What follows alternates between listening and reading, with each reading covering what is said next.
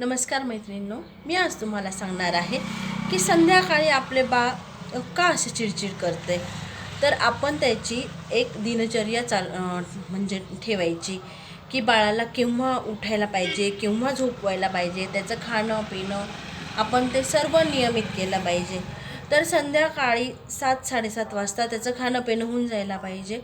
तर बाळाला भूक लागते तेव्हा बाळ कसं करतं, त्याचे लक्षणं काय आहेत ते आपल्याला कळायला पाहिजे. तर बाळ झोपायला म्हणते तर त्याला झोप लागते, तर त्याची लक्षणं काय आहेत, त्याला झोप लागते असं आपल्याला कळायला पाहिजे. तर ते आपल्याला लवकर लक्षात यायला पाहिजे. तर त्या कारणांमुळे बाळ चिडचिड करतं. तर भूक लागल्यावर बाळ रडतं किंवा मागण्यासारखं असेल तर किंवा आपण केव्हा त्याला खायला दिलं प्यायला दिलं हे आपण लक्षात ठेवून त्या अंदाजाने त्याला खायला द्यायचे, त्याचे टायमिंग ठेवायचे.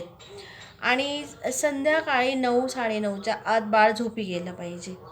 तर बाळाची जी झोपायची वेळ असते ती बाळाची झोपेची वेळ जर निघून गेली तर बाळ मात्र खेळण्यातच राहतं आणि नंतर खूप चिडचिड करतं आणि नीट खेळतही नाही. तर त्यासाठी बाळाला जास्त खूप असं फायटिंगचे खेळ किंवा मस्ती करेल बाळ किंवा असे उत्तेजित खेळ न खेळू देता त्याच्या झोपेच्या वेळेपर्यंत तर एकदम सॉफ्ट त्याला एकदम बारीक म्युझिक लावून द्यायचं. आणि जवळजवळ झोपेच्या 1 तास आधी स्क्रीन टाईम नाही द्यायचा आहे त्याला. तुम्ही काहीही दाखवायचं नाही, टी व्ही नाही की मोबाईल नाही, काहीच बघू द्यायचं नाही आहे.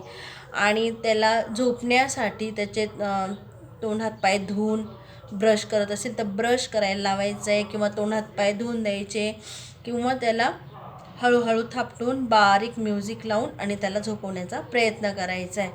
तर तुमचं बाळ म्हणजे नेहमी 9-9:30च्या दरम्यान झोपून जाईल. तुम्ही अशी त्याला सवय लावा, नक्की प्रयत्न करून बघा. कोणाला काय वाटतं ते तुम्ही मला नक्की कमेंटमध्ये सांगू शकता. थँक्यू.